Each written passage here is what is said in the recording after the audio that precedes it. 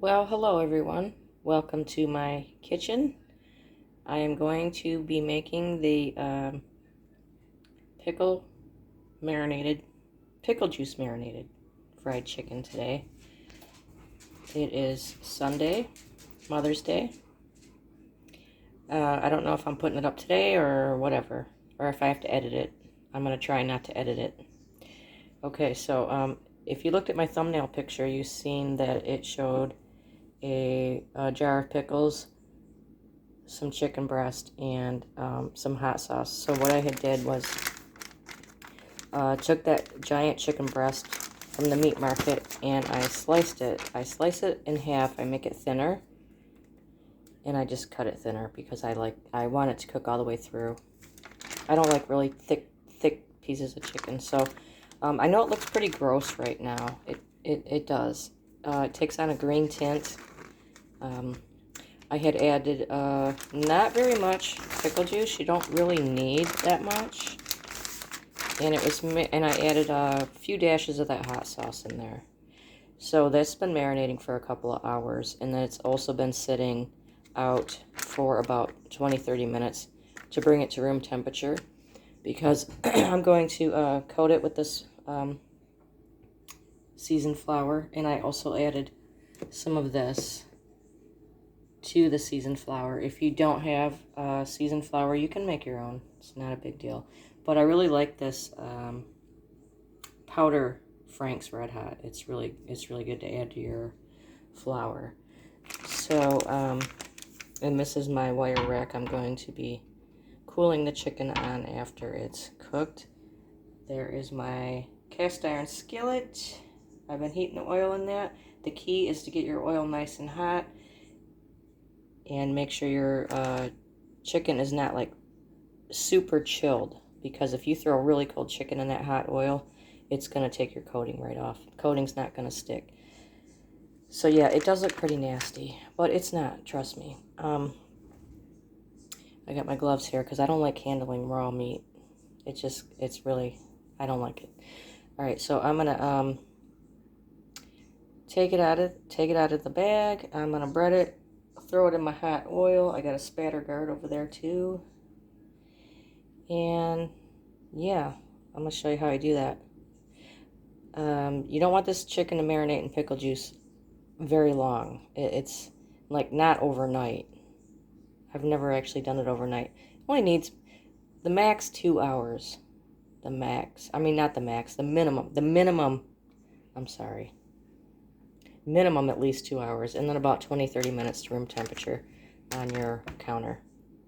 Alright, so let me take this disgusting blobs of meat and make it into something delicious. I'm going to grab my tripod, and hopefully this turns out good. My filming anyway. Alright, be back. Okay, I'm back, and you can see Loki there. Say hello, Loki. I'm about to coat the chicken and throw it right in the pan.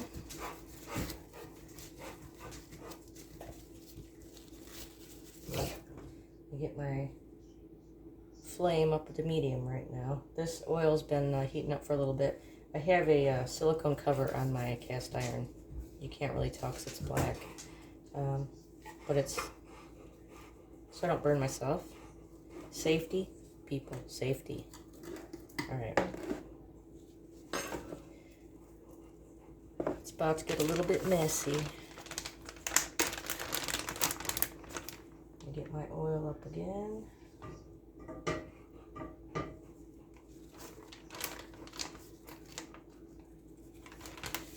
All right. Shake it off.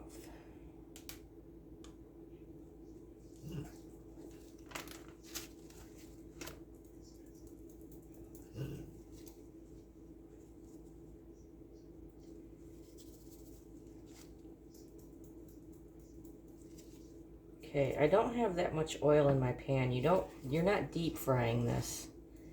You want enough to just cover, like, you know, halfway up the side of the piece of chicken. Just gonna toss that around.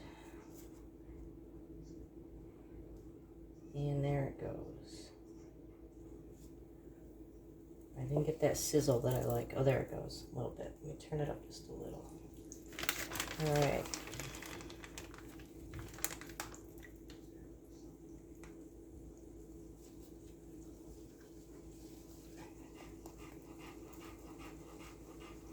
My dog is breathing very heavy. I'm sure you can hear him.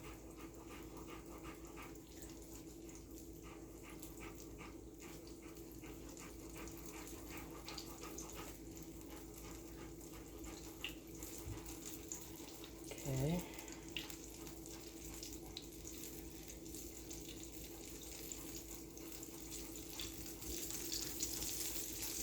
There we go. One more.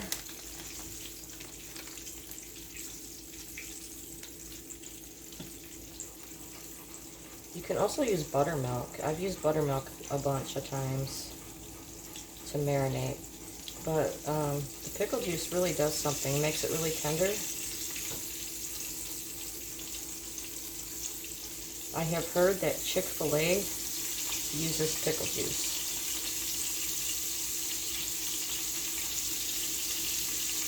Alright.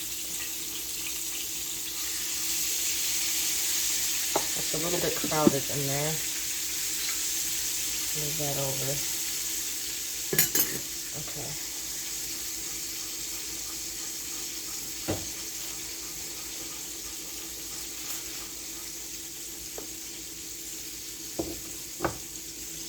I'm going to set the splatter guard on there. I have this at medium heat.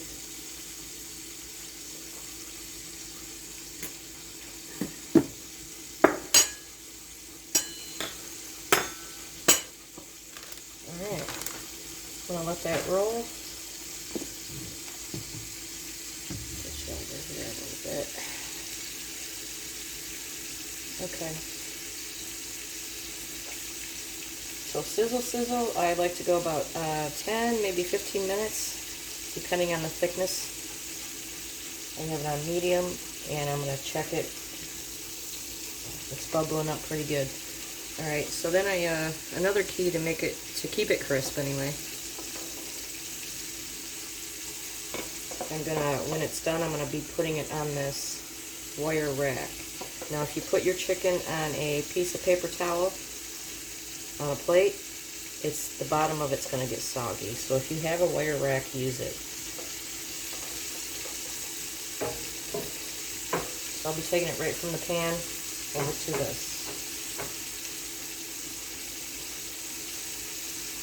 So why am I cooking on Mother's Day, you might ask?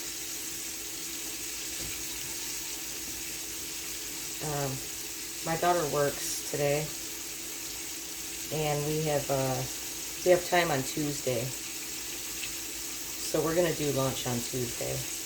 We generally don't like to go on Mother's Day out anywhere. It's just too crowded. If you go to a restaurant on Mother's Day, you're going to be waiting a long time to eat, and it's just too crowded. We don't like that. That's not how we roll.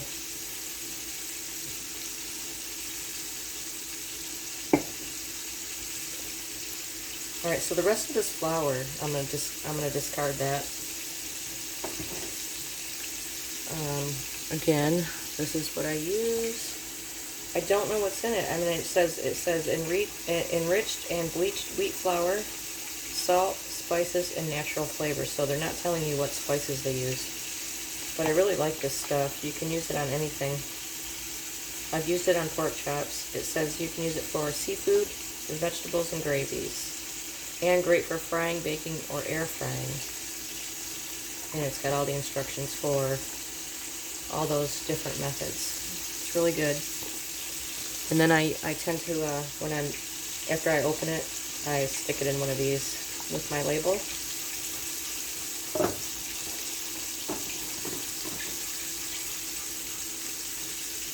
I'm going to take a look at this. It's starting to brown up.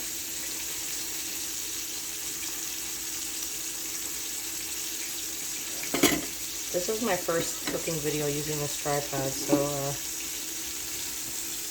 yeah. Alright. I'm going to take a peek at it.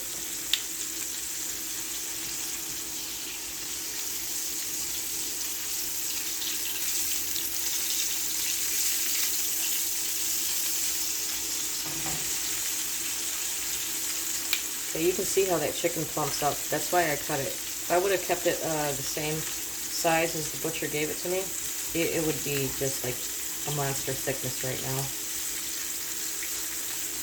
And if you happen to overcook it, it's no big deal because that pickle juice makes it really juicy.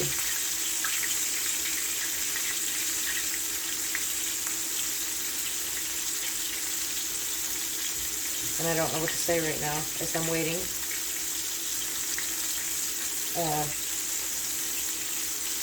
Loki is now to the left of me and he is drooling.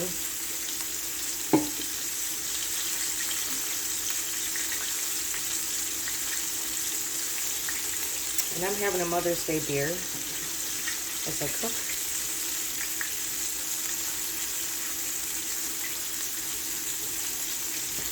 Pretty nice day today out here. It was 60, I think 60 degrees or something like that.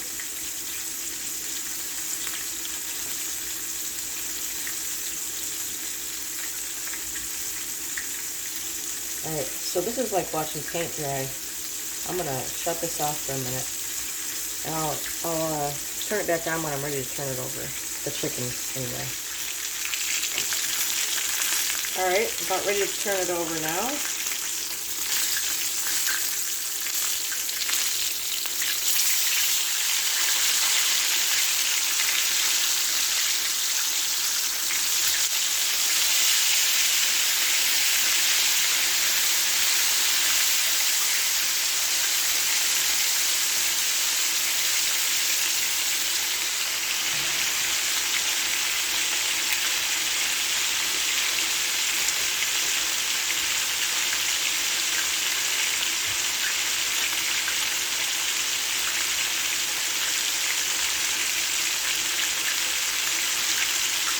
So there's that. I turned it over. I'll be back again. Okay, I'm about to take it out of the skillet here. I am using vegetable oil, by the way. Do not use olive oil when you fry. It doesn't reach the high heat point that you need. Use vegetable, canola, sunflower, peanut oil. It's still sizzling pretty good here. I turned it off when it was almost done because it was just sizzling too loud, and then I had water running. I was running some hot soapy water for the mess. Alright, I'm taking it out.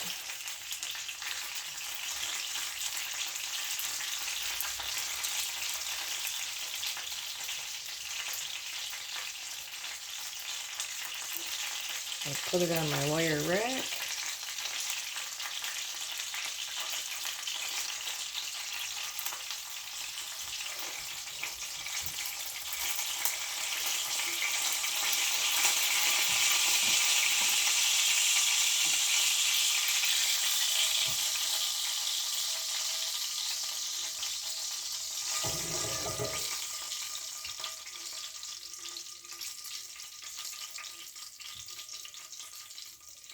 Alright, so letting the air circulate from underneath as well as the top keeps it crisp.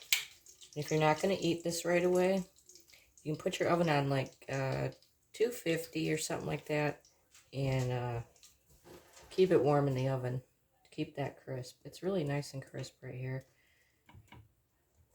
And it's too hot to cut open right now. I'm going to let it set.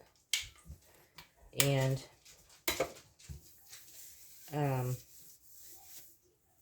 yeah, just let it cool off. Cut it open. Take a bite. It's nice and juicy. And even if it's a leftovers, like my old man, I'll probably eat this small piece. He'll probably eat both of these pieces tonight. But if he doesn't, I'll refrigerate it and I can reheat it tomorrow. And it's still going to be really juicy. So it's worth a shot, you know. Try it out. The key thing, use vegetable oil. Don't use olive oil. Of course, the pickle juice brine. Let your chicken come to room temperature. And make sure your oil is really hot. That's what gives you that crisp coating. All right. So that's it. I'm going to eat pretty soon here. I'm serving this with macaroni and cheese and corn. So there it is. I have the ingredients to make the doggy ice cream. Um, I might make that video today or tomorrow. I have to make it pretty quick because it calls for bananas, and my bananas are starting to turn. That's a whole other story. Okay. I hope everybody had a great weekend, and maybe my next video, the angle will be better. Maybe I'll dance. I don't know. All right. You guys, see you later.